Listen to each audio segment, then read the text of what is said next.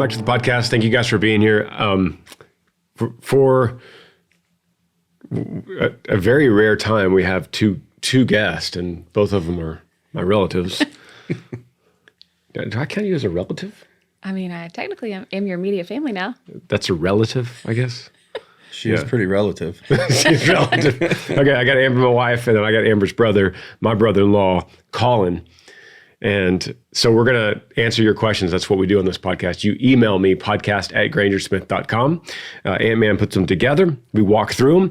And I plan on doing that. And I also plan on straying a little bit from that pattern because we have the opportunity to have Colin, which I think is going to be a fantastic guest here and a really good resource in answering some of these questions. And partly that's because I love you and you're one of my best friends, but also because you have unique life experience that I don't have. Everyone brings to the table something, not this table, but everyone listening brings some kind of unique life experience to the table that I cannot relate to and you can't relate to mine.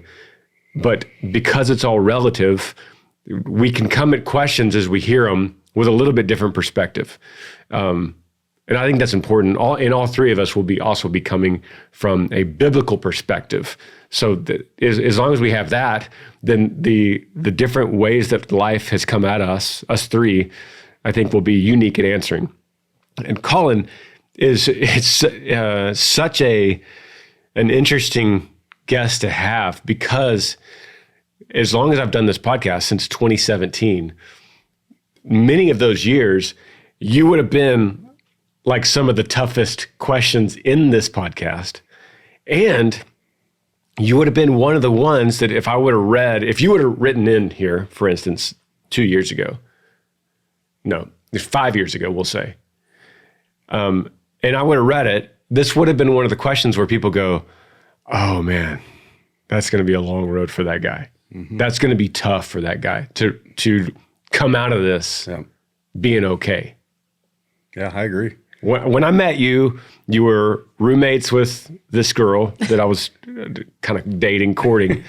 And the first time I visited you, you were the roommate and I met you. Yeah. Which is sort of intimidating because you're, like 6'10" and 350 pounds. Yeah. No, not really. What are you, like 6'5"? 6'4". 6'4". 260. I gave you an extra inch. I appreciate that. I should have taken it. I should have just rolled with it. But we got along instantly because everyone likes you. You're always fun to be around. You're always the life of the party. So you had a girlfriend at the time and I started dating Amber. So it was like an easy, instant double date. We did a lot of things together in those early years. Mm-hmm. And you being the life of the party was also part of your problem. Absolutely. Which I didn't realize at the time. But the part that was so likable about you was the part that the world abused and you partook. Is that a word? Mm-hmm. You partook in it, in the abuse that the world is like, hey, let's bring this guy in, let's invite this guy. Yeah. So I honestly don't know where to start. Besides the fact that your life is completely different now. Coming out of addiction, probably you could say multiple types of addiction. Mm-hmm. There is multiple casualties in the fallout of that in the form of different children, different mamas, like so many of these questions, but the reason it's, like I said, is so fascinating is because here you are sitting in a really good place. Mm-hmm. And that's what makes it different is I could read all these questions all day long. And then I got sitting at the end of this table right now, a dude that's lived it and now could speak back to it and go, I know, man, I was there. Mm-hmm. I was there. Here's where I am now. Where do I start, Amber, with this? Well, I was just going to say you could do being so vague right now. Give Colin a quick minute or so just to do like, where were you 5 years ago? And then where are you now? I can't do that. No? That's the worst question ever for country music stars. So for those of you that don't know Granger, tell us a little bit about yourself. Well, you just I said you're can't do being that. vague, Can't do so it. I was trying to have him do like a quick gist of where was he and where is he now? But I don't know. That might even be hard for him to sum up in 5 years. Well, I could probably just kind of give the short answer here is there's only one way out of where I was, and that's, through God. That's it. That's the only way that I was to get out of there alive. And I just had to basically get on my knees and just give up totally and figure out that the absolute only way for me to come out of this hell is through Jesus Christ. And once I finally just gave up, fully surrendered, because I've tried to do it my way and I've tried to say, yeah, I'll surrender, or I'll do these things. But once I fully just let go, and I know it's cliche, but let go and let God, it was everything. I felt a change immediately internally. It wasn't necessarily a burning bush, but that was my burning bush. It was just it's unexplainable just how different my mindset was, how different. I picked up the phone for the first time and asked for help. It was the only time I've ever picked up a phone and said, I need you now. I need you. I need it. Where were you? I was in a hotel off of Alta Mesa and I-35 on January 1st of 2022. Yeah, 2022. And I had been gone for, I think at this point, 8 days from my wife and my home and my job. I was in the work truck. Wasn't answering my phone, wasn't getting a hold of anybody. In a hotel, a place I shouldn't have been, with people I shouldn't have been with things I shouldn't have had. And I remember it was like 2 degrees and I had locked my keys in my truck. And that had to happen, because if I hadn't locked my keys in my truck, I wouldn't be sitting in this chair right here today. I locked my keys in my truck and I gave up. I got back in the hotel. It was so cold. I'll never forget the day. I got on my knees and I begged God. I said, get me out of this. Get me out of this. And I called my wife. I called Shayna and I said, hey, come get me. I need it. I need help. Mm-hmm. And she came. I mean, she didn't hesitate. Then what happened? We went to a meeting, an AA meeting, and I'll backtrack a little bit. I was fighting a charge that was a couple detectives had called my wife and my mom and were asking to find me. And I was fighting a charge that I was going to court for in March of the same year of 2020. And I was facing a lot of time in prison, and I was scared. I mean, long story short, I was scared. I didn't want to go to prison. I'd been to prison before. They were trying to give me a lot of time, so I know that I wasn't just going to a state jail. I was actually going to a big boy prison. And so I was scared. But we went to a meeting, and we started getting things together for the court date, which was in March. So March 13th, I got sentenced to 5 years. And I'll never forget, man, Shayna's face that day. She was crushed, because we honestly thought that there was a chance for probation.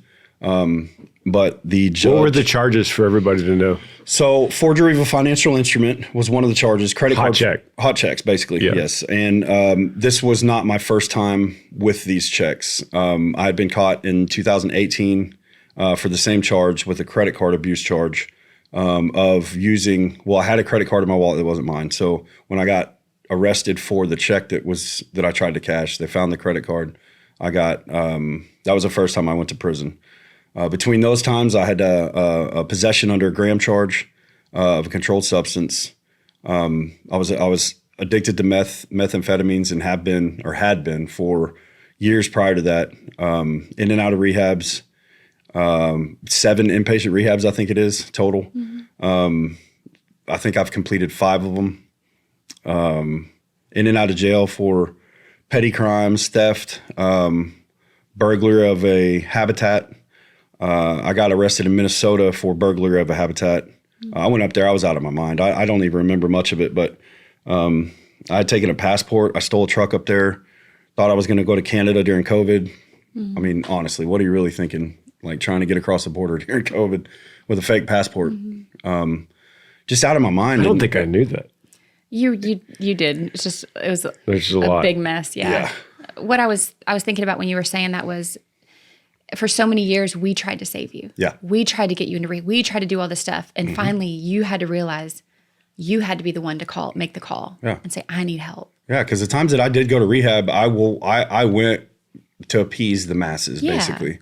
And you're so likable. Everybody loves you. And they're like, oh, he's great. It was a manipulation thing. And I was very good at manipulation. That's probably why I work in sales today. Not saying that I'm a manipulator anymore, because there's a fine line between No, you're good with people. a good salesman. Yeah. And see, that's one of my character defects. I have to know the line of people pleasing and people pleasing. Like there's a manipulation aspect that can go either way with that. And but I learned so much in the NA program, and it is for a lot of addicts. Celebrate Recovery is for a lot of addicts. There's different programs out there for a lot of addicts, but the only thing that worked for me, because those programs worked for a time, but the only thing that worked for me was getting out of the way of God, was getting out of the way of His will, and realizing that a square peg doesn't fit in a circle hole. So I got to quit trying to do it my way. It doesn't work. It never did work. How did you know that there was a way? I didn't at the time. I just knew that there wasn't any other way. And Nothing was working. And I had never tried. And I had never tried that way. So it was a. I've tried everything else. Why not type of thing. That was the mindset, but it was the begging of just relieve me of this. And there's so much that's wrapped into that of those questions that I begged God for. It was so much of relieve my sister and my family of the mess that I'm putting them in, relieve my wife of the mess I'm putting her in, relieve my kids of the abandonment that I created. My children's mother didn't take my kids from me. I don't want to say gave them away, but I didn't do what I was supposed to do as a father at the time that I was supposed to do it. And I realize that now. And back then I had sour taste in my mouth towards my children's mother and their stepfather, because I was still a mess in my own head and a mess in my own way. And now I can't thank them enough for how they've raised those boys. And I do get to have my two younger boys in my life right now, and God's working in my other two boys' lives. He is. He's working in their lives. He's working in our lives, and there's going to be some reuniting. I've got no doubt in my mind, and it's such a blessing to realize that God is working, and to see it behind the scenes without seeing it, if that makes sense, it makes me speechless, man. I preached on Psalm 130 last Sunday, and I was studying a little bit of Jonah in that message, because the psalmist is crying from out of the depths. And we've all had these Jonah moments in our lives. All of us have something. And for you, Jonah, he runs from God. God has a will for his life. He has a purpose for Jonah, and that's to go to Nineveh and preach. And he runs from that because Nineveh's scary. And he gets on a boat and flees. And God causes this huge storm to hit the boat. And everyone on the boat is freaking out. They're like, this is awful. This is like the worst storm I've ever seen. And eventually Jonah's like, guys, it's me. Like I'm the reason for the storm. God's chasing me down. He's mad at me. And boy, I can relate to that. Yeah. That's like kind of what your story sounds like. Yeah. And so basically Jonah's like, just throw me off the boat. I mean, we're all going to die. This whole boat's going to go down, or you guys just throw me off. Yeah. And so they throw him off, and that's when the fish takes him. God takes him through the fish. And then as I'm studying for Psalm 130, it's interesting. I noticed that Jonah doesn't, in the text, Jonah doesn't speak to God at all until he's in the belly. Yeah. And it's from out of the depths. From then, I'm in the deep. God, please, where are you? Save me. And it's funny that he says that because he knows God's been with him the whole time, just wreaking havoc on his life until he finally surrenders. And everyone else on the boat takes all the punishment for it. See, and I think I can relate to that because the twister that I created around my life that had a 30-mile radius to everywhere I went was just God trying to say, man, stop. Like, sit down. And it was hurting everybody around me because I wasn't seeing it. I wasn't being like Jonah and just saying, hey, throw me off the boat. You know, well, we don't know how long this might have been days. We don't really know through the text how long he fought it. Right. Until finally they were like, what's going on? It's me, guys. Yeah. It's me. We don't know how long. So you could easily have been just like Jonah. The problem is we need to also read the back half of Jonah, because then he gets in his will, like you are now, and hopefully I am. And then he gets to Nineveh, these heathens, and he preaches. He doesn't want to go in there. He's so scared of the city, so scared of all these heathens. And he goes in there and he's like, repent, turn back to God. And all these heathens look at him and they're like, hey, you're right, we should. And then he gets mad. He's like, God should punish these people, these heathens. And God goes, I told you to preach to them, and they turned to me. Yeah. Who are you to say I should do what I need to do? So Jonah's like being Jonah again. Yeah. Anyway, you have a wild story, and it's so interesting to hear that. And you and I have talked about your prison experience. Yeah. We sat around the campfire last night, which is what I always say this podcast is about, sitting around a campfire talking. But you've told me so many stories about your prison experience. And if you could paint that picture, don't do it. You don't need to. We don't have enough time. Yeah. But if you paint that picture perfectly for anyone listening, it should be enough for anyone to go, nope, don't want to do that. Well, the first 5 minutes of it should be enough. Golly. Yeah. It was, yeah. Can you find a point in your life, I know you've thought about this endlessly, have you seen a point where you started to go off the rails? You said you fought it for a long time. Where did the fighting start? I think the actual off the rails aspect of it was probably Avery Point. Mm-hmm. I think that was... We were living together too. Yeah. I think that was the off the rails. I was selling drugs at the time. I was incapacitated, to say the least, every single day that we lived there. And I think... How old were you then? 17. And 15, I began using. I think 13 or 14, I started drinking at a buddy's house. And I don't want to say any names, you know what I mean? Yeah. But really off the rails, 17 to 24 was a blur. And was that just the crowd that you got involved with? It was that. It was the lifestyle. It was the amount of money I was making. I mean, it was all the things. It was everything, kind of the perfect storm. The people-pleasing aspect, I loved to be the party. And even growing up, when mom and dad went out of town, our house was a party house. That's where I threw parties, and it was, I ruined a lot of I feel terrible. Sorry, Mom.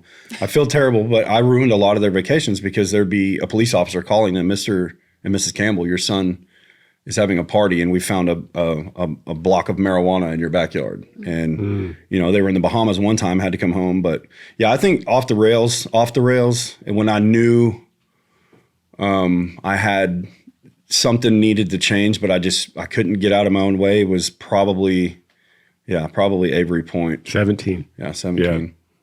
And then it was about 10, 15 years in and out. Oh yeah. Rehabs and jails. And, yeah. Just not, telling everybody, well, I can do this on my own. I'm good. I don't need anybody, blah, blah, blah. Yeah. Just fooling myself, really.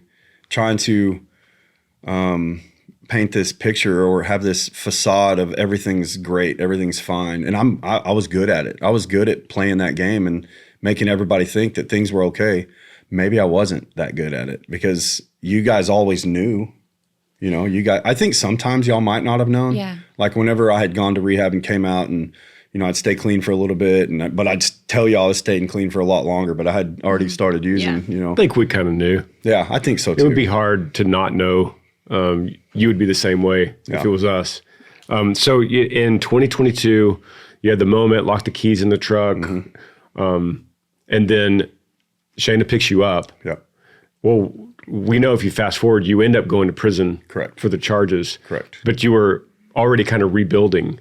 Yeah, I had lunch with you right before you went. Yeah. We had lunch. Yes. So I had stayed clean in 2021 and prior to that for 13 months, and I relapsed. I drank a beer and I relapsed, and my sobriety one beer. But at that time, that one beer canceled that date. That date was no longer good. That date was gone. And a couple weeks later, I thought about that beer that I had, and I was like, well, I can have a couple beers. Oh yeah. And then a couple weeks later, well, I can have a bucket. And that night we were playing darts. I won't forget that night either. Shane and I went out. We were playing darts and had a bunch of beers and had a Rumpelman shot. And that she knows that I tell her that I don't think that that's what put me over the edge. That's what put me over the edge. I created an argument. I created a fight and left her at home and went to the dope house. Yeah. And that was, I think that was in December when I was gone.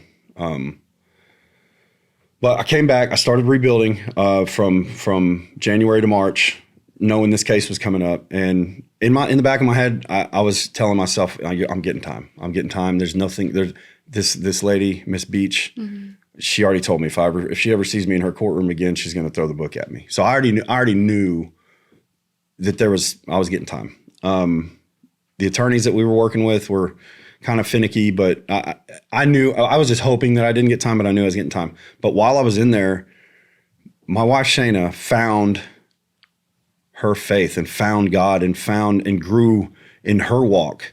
And for me, that means everything. And for me, I do it like I told you guys last night at the campfire. If I had to go to prison 1,000,000 times over for her to find her walk, I'd do it, hands down. Wouldn't even hesitate.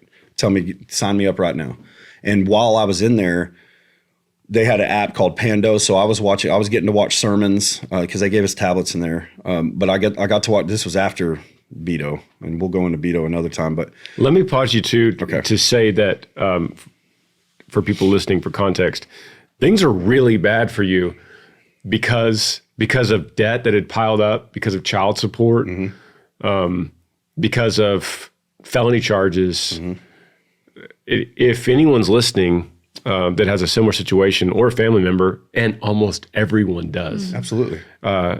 You could reach a point where, I mean, even I was like, I don't know what to say because say the Lord saves you and the Lord regenerates your life and you're still dealing with consequences of extreme debt, extreme child support, felony charges, can't find a job, but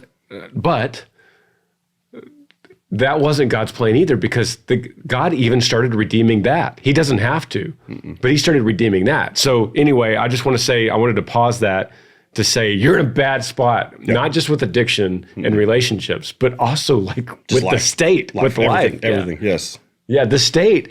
And I'll say too, because your mom and I have talked endlessly about this.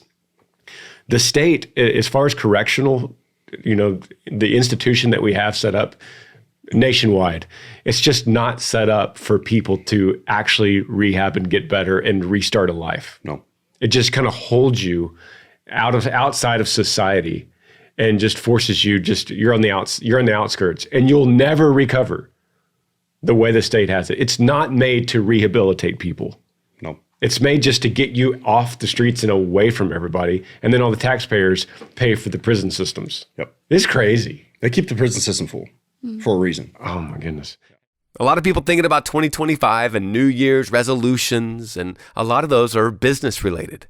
In fact, a lot of people listening right now are thinking, this is the year I'm finally going to start that small business. Something I've been wanting to do it forever, and now is the time. It's going to be some kind of e-commerce business, and I need a website, and I've got the perfect product, and I'm going to put it on there. But then you think, it's too complicated. Thinking about the website, thinking about the checkout process, all the behind the scenes, and how do you even get that going at all? Well, let me help you. At yee.com, we use Shopify, and we have for a long time. It takes all the questions about the technology out of it and leaves you to just be creative and sell your product. See, Shopify makes it simple to create your brand, open for business, and get your first sale. Get your store up and running easy with thousands of customizable templates, no coding or design skills required at all. All you need to do is drag and drop. And then their powerful social media tools helps you connect all your channels and create shoppable posts and help you sell everywhere that people scroll. See, Shopify makes it so easy to manage your growing business. They'll help you with the details like shipping, taxes, and payments from one single dashboard, allowing you to focus on the important stuff like growing your business. What happens if you don't act now? Maybe you'll regret it. And don't kick yourself when you hear me say this again in a year and you still haven't done anything. Established in 2025 has a nice ring to it, doesn't it? Sign up for your $1 per month trial period at shopify.com/Granger, all lowercase. Go to shopify.com/Granger to start selling with Shopify today. Shopify.com/Granger. If you want to get a hold of me, an easy way to do it is cameo.com/Granger Smith. Cameo.com/Granger Smith. You could order a video message from me saying whatever customizable message you want me to say. Happy birthday, happy anniversary, maybe a word of encouragement, whatever it might be. I think it's a pretty good gift, especially for people you just don't know how to buy for. Get them a Cameo from me at cameo.com/Granger Smith. So you end up getting incarcerated. Mm-hmm. How many years? They gave me a 5-year sentence. Gave you 5-year sentence. Yeah. And which for my charge in the county I was in is a pretty steep penalty. But since I had priors, that's why I got the sentence I got. Mm-hmm. Where did you, at what point does Shayna, you said Shayna is all of a sudden, she's walking in her faith. When did the Lord find you? Was it slow, or was it one moment, or was it a guy that talked to you, or was it just the seed had been planted and slowly grew? Seed was planted in 2015 when I was in Tarrant County with a gentleman named Byron Starks. And that seed was planted. He introduced me to the Bible. I'd known about the Bible. I'd been to church as a kid. I grew up Episcopalian, which was a boring church, the organs and everything. I'm just saying, yeah. I apologize to Episcopalians, but when I was a kid, I was kicking pews, just FYI. But so he planted the seed in 2015 in Tarrant County Jail. And it just, I won't forget that because the seed was planted. So I always had questions, so I considered myself agnostic. Just because I always had questions. I never thought I was an atheist or anything because I knew there was something bigger than me. I just I didn't know what to call it. So I'm convinced there's no true atheist. Okay. At some point you could break down that argument pretty easy. Absolutely. Yeah. We can go on a tandem about that. But, long story short, the minute that it all turned and my story really began was January 2nd, 2022, when I actually got on my knees and was done. Because I had thought I had surrendered before, or thought I had given up and was asking God for help, but there was always this ultimatum, like, I'll do this if you do this. Like, God, help me, or I'll be good if you just give me this right now. And it's a Santa Claus religion. It's exactly what it was, and that's how I was doing it. But January 2nd, 2022, I felt the difference. I could see the difference. Since that day, I've asked him every day, let me out of the way, show me how to be of service, and show me your will. Show me your will. That's it. And I try to get out of the way. And when I notice things aren't happening the way that I think they should happen, then I'm not doing things in his will. I'm just trying to, like I said earlier, plug a square peg in a circle hole. And whenever that starts happening, whenever I start getting pushbacks on things, then I know that I need to step back and realize I need to get out of the way. Yeah. So Psalm 130, that sermon I prepped, in verse 3, it says, if you, O Lord, should count iniquities, O Lord, who could stand? Yeah. I mean, that's not a Santa Claus religion. No. That is, if God counts your sins against you, no one's going to make it. No one is good enough. Nobody. The next verse 4 says, but with you there is forgiveness, that you may be feared. So, and that it points straight to the gospel of what Jesus did on the cross.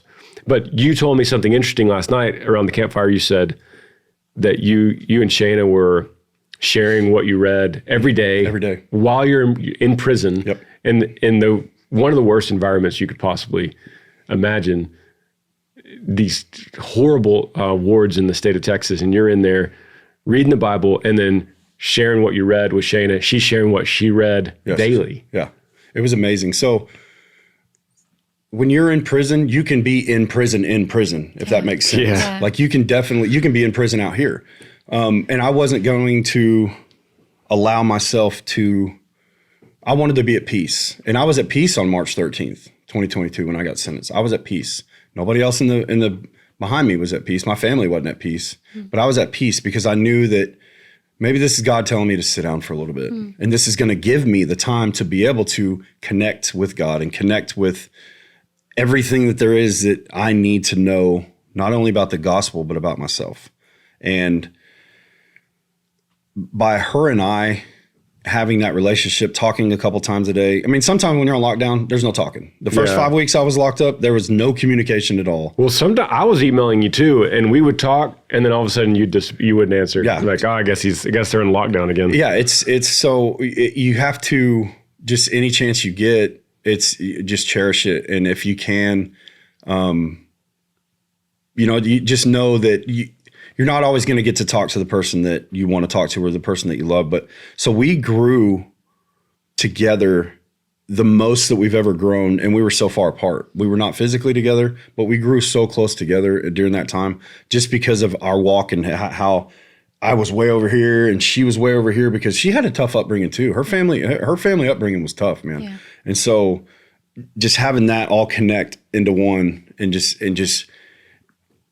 it was amazing. Like it brings me to tears today, just thinking about the love that she found towards God, knowing the love that there is reciprocated from God. And that's the connection that we had walking that faith. I would hear music. I can't tell you how many times Carrie Job and Cody Carnes' The Blessing played on my tablet, and I just was sitting under there with the sheets over my head, just bawling my eyes out with my earbuds in my head. But and Jira from Maverick City Music, those two songs mean so much to me because of how they played a role in my walk while I was in prison. I wasn't in prison. I've heard John Piper say that when he goes and speaks to people in prison, to men and women in prison, that we can be more in prison out here, be slaves to all kinds of stuff. But when you're in there, you have all the time to spend with God and to read his word. And you can be so free in there, even though you're locked up. Yep. But praise God for bringing you and Shayna together on the same path at the same time, because that doesn't happen a lot. No, it happened with Amber and I, actually. Yeah. And people ask me that all the time. They're like, when all this is happening with you, what about Amber? And I'm like, man, by God's grace, for some reason, in the Lord's kindness, he was bringing her along at the same time. Because she could have easily, like when we went through the whole thing with River, and then all of a sudden the Lord saves me, she could have been like, you're out of your mind. You're just coping. You're trying to find something to make you feel better. Right. And that's great for you, but I don't need that. Yeah. But that's not what happened. It's interesting too that you get back, and out of the Lord's kindness, you called me and you're like, man, I'm in a great church. It's just right down the road. Shane and I got plugged in. And in my mind, I talk about churches all the time on this podcast. I'm like, oh no. Dude just finds a church, like he's on fire for the Lord, which is great. He gets out of prison, and the first thing he does is go right down the road, jump into the local church there, whatever church it is, I don't know. And all of a sudden he loves it. And I'm just like, oh, this could be bad. I look it up, and I friended the senior pastor on Instagram, who I now know is Landon, great brother. And I friended him and DM'd him. And then I was like reading his whole bio, like, where's this guy from? Because this is important to me, man. Like the next step, you come out of prison, you're with Shayna, you guys are building something. If you don't lock into a good local church that's going to walk along with you, that's going to live life with you, that's going to be your brothers and sisters, that's 3 hours from Amber and I. So they're your brothers and sisters that are going to, like my hat, 99 for one, that are going to seek out the one lost sheep out of the 100 and say, where's Colin? Anybody seen Colin? It's an elder-led church. Yes. So where's Colin? Anybody seen him? He hadn't been here in 3 weeks. Someone goes, I know where I'll go get them. They're beating on the door. Yeah, but they're beating on the door at North Point. That's what a church is supposed to do. If you would have entered a church that you would have got lost in, or that's super charismatic, and it's not full of pastors that actually tend the sheep, right? Then that would have been bad. So I find Landon, and then all of a sudden, Landon and I became friends. Now he's my bro, and I'm like, Landon, how in the world are we like-minded in ministry? And my brother-in-law ends up at your church. Only the Lord would have got you, because I don't think you knew, right? I mean, did you? You weren't supposed to go to that church that day. No. So we've been talking about trying to find a local church. We lived in Joshua at the time. Whenever I got out, we wanted to go find a local church. So we went to a couple churches the first couple weekends I got out, and we were like, yeah, they're okay, but we're gonna keep shopping. And we were supposed to go to, and it was like 8:35, I think, a.m. on a Sunday, and we were driving out to the church that we had planned on going to the night before. Nobody's in the parking lot, so we're like, okay, well then let's just keep driving. So we drove. That's pretty good. Drove another half a mile, maybe a mile, and saw there was a bunch of cars in this church up there on the top of the hill. So we pulled in. Joel Harrell was the first guy that welcomed me. He's an elder. He's a deacon at our church, and he just was so welcoming, and I felt the love immediately. And so we got to know each other, filled out the Connect card, did all the things, went into the church, sat down, and just started worshiping, started praising. And then Landon got up there and was just spitting fire and just tears rolling down my eyes, and I'm bawling my eyes out. She's bawling her eyes out. And we looked at each other and we're like, we're home. This is it. We're Granger home. Was so happy when he came and he did his research with Landon. He was worried. He was like, babe, he's in a really good church. No church is perfect. It's full of sinners. But to have a healthy body of believers around you, brothers and sisters who your pastor preaches the word of God, preaches Christ crucified, and, redeeming grace, and just family. You know? So he goes, Landon, their senior pastor, goes to, by the way, everyone listening, this is North Point Church in Burleson area. Yeah. So he's at a pastor's conference a few months ago in Georgetown, and he hits me up and he's like, hey, on my way back, you want to grab lunch? I was like, yeah. So we go grab lunch, and, part of the conversation was Colin. And I mean, he just genuinely loves you, cares about you. In fact, there was kind of a guy, there was this thing going on with you at the time. That we look back, it was harmless, but at the time he was like, yeah, he's been talking to this guy. What do you think about it? And I was like, oh, that's interesting, because he's a true pastor by the definition of the word pastor. And I said this on the podcast a few weeks ago, that word comes from the word shepherd, which literally means in context of a shepherd with the sheep, caring for them, watching them, teaching them, feeding them, loving them, protecting them. And he is, in every sense of that word, that's what he is for you. Absolutely. And for the rest of his sheep. And if a church gets too big, then he has, then they must get more shepherds for the amount of the size of the flock.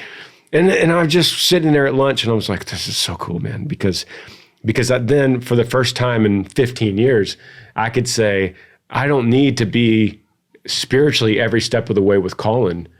Now I could just be his brother-in-law, knowing he has a shepherd that's going to take care of his spiritual walk. And now we could just be brothers and share, and I don't have to think about, where's Colin? I need to go get him. Yeah. Because like you said, they will be knocking down your door. Absolutely. Man, I'm talking too much. Let's at least ask a question or get to a question on here. podcast@grangersmith.com if you want to email me. This is the prep that Ant gave me. I scanned 3 down and I saw the word substance, and I was like, oh, cool, read that one. That's why you're here. It says, from Anonymous, I want to ask some marriage advice on how to handle the situation. My husband and I both quit using any type of substance when we got saved.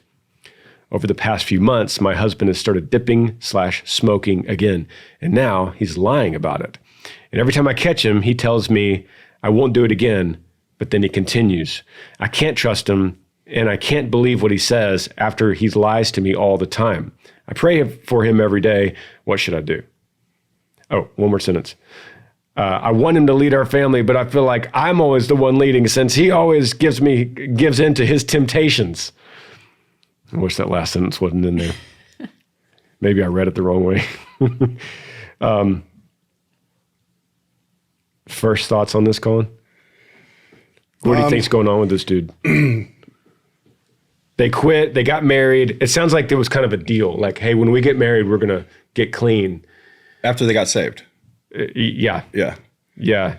So what I've witnessed being on, I guess both sides of it now, is you cannot change somebody else, unfortunately. Only God can do that, and he's got to seek that if he really wants that change. Just continue to pray, just continue to be there for him, so that he feels safe to be honest. Maybe there's a situation, I don't know yours, but maybe he doesn't feel safe being honest. Speaking from my personal experience, if I was ever honest, I felt like I was always just going to get in trouble.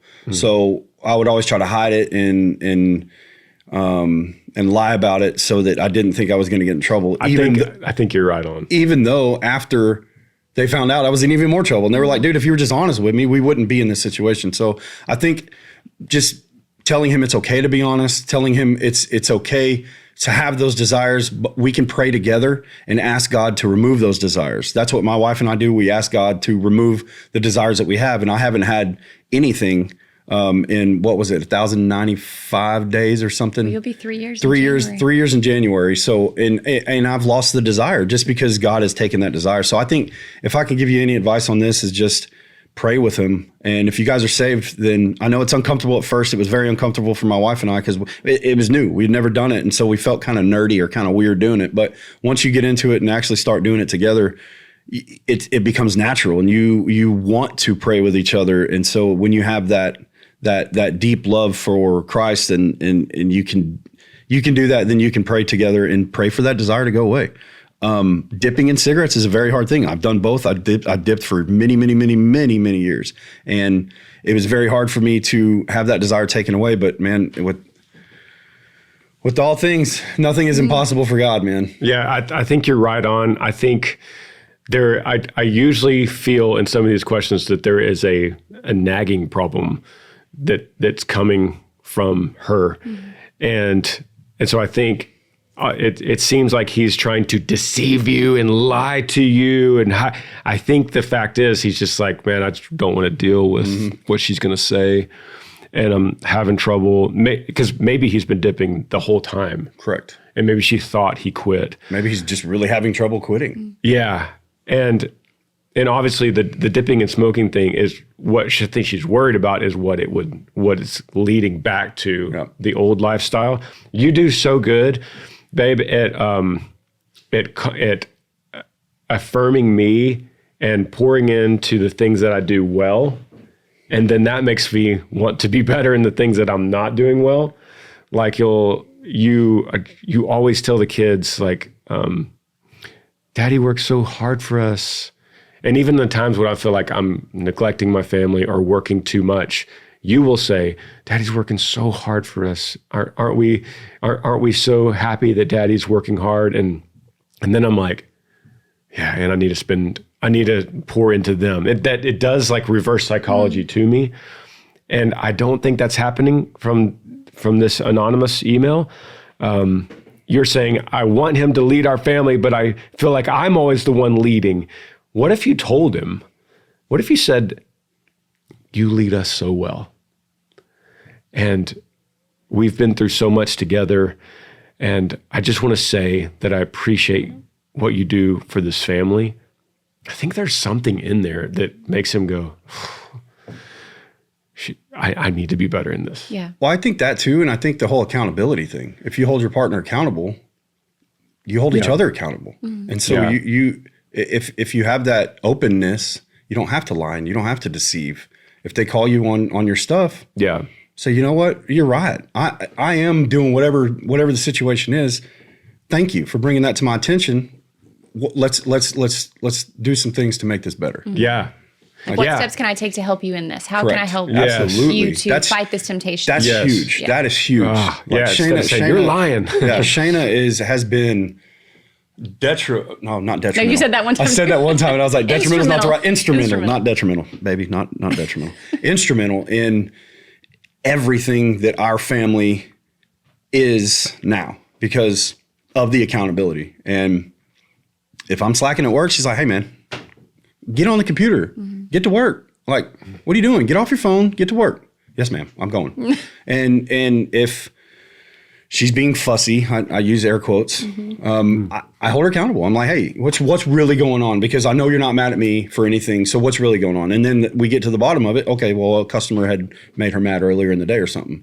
Well, let's talk that out. So maybe there's some communication that needs to be going on with both of them to say, let's figure this thing out together and let's get rid of the BS. Yeah, it also, Anonymous, it'd be helpful if you went to him and said, look, I've got my problems too. Absolutely. I see her dipping and smoking. Babe, you don't have to lie about that. I've got enough things going on with me. How could I help you with this? And then I need you to help me as well. And you don't ever have to hide things from me. We're together. We're a team, right? Yeah. What do you say on this? I think y'all are both spot on. And maybe if he's dipping and smoking, he's stressed about something. Like, how can we work through what is stressing you out right now? And she says she wants him to lead. And I have a couple of friends who want their husbands to lead. And what what we've all learned is that you can't nag someone into leading. You can't bark at them and nag them into leading. You just have to pray to the Lord for him to change, like you said, change his desires, change his heart. And you just live your life according to the Bible. You love him, you serve him, you pray for him, and then you pray that he sees how you live and his conduct has changed in that. And then just support him however you can. And like you said, pray together, walk through any stresses together. But I think y'all both nailed it. Well, there are so many questions I'm looking at here and not enough time because this conversation has gone well. Dude, will you come back sometime? Absolutely. And be on this podcast? Absolutely. We'll continue to just pull back layers. Pencil me in, man. I'm like an onion. People could ask questions if they have any more questions about your walk or your life or your faith. For sure. Yeah. Yeah, please reach out, man. It's sin lives in the dark. And when you're in a dark place, you can get caught up in that vicious cycle so easily because the shame, the guilt, the remorse, all of that stuff adds up. And it's just, you carry that monkey on your back. But guess what? You don't have to carry that monkey. I carried that monkey for years. I carried that guilt and shame. A little bit. I was molested when I was 6 or 7. I don't remember the age, but I carried that monkey on my back for years. I carried the monkey of upsetting just everybody that I came in contact with for years. I carried that guilt and shame of selling my body. I carried that for years. And I don't carry that anymore. I've given that burden to God. I've given everything to him. And to make it kind of easy sounding, like, why not give your worries? Why not give your burdens? Why not give that monkey off your back to him? Let somebody else have it. He'll take it gladly. Well, because the enemy wants you there. Absolutely. He wants you stuck in that place of shame and guilt. So you can step deeper and deeper into sin. It's easy. But when we come to Christ and we repent and believe in him, we are forgiven. There is no more condemnation for those that are in Christ. So if people are listening to, and I know there's guys listening going, yeah, but he's got Shayna. I don't have Shayna. I don't have a Shayna. So don't answer that. We'll get to that next. Yeah. But I think there's a way we could answer that as well, because people are going, well, must be nice, man. You got a good brother-in-law, sister-in-law, good mama, good stepdad, good wife. I had that for 20 years. I had all that good stuff for 20 years, and I still did everything. So, yeah. Yeah. All right. Well, dude, we'll have you back. I guess we'll have you back too. okay, I'll come back. Yeah. Love you guys. Bye. See you next Monday. Yee. Yee.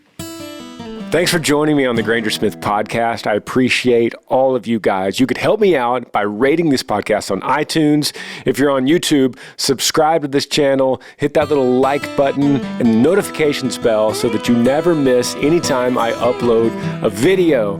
Yee.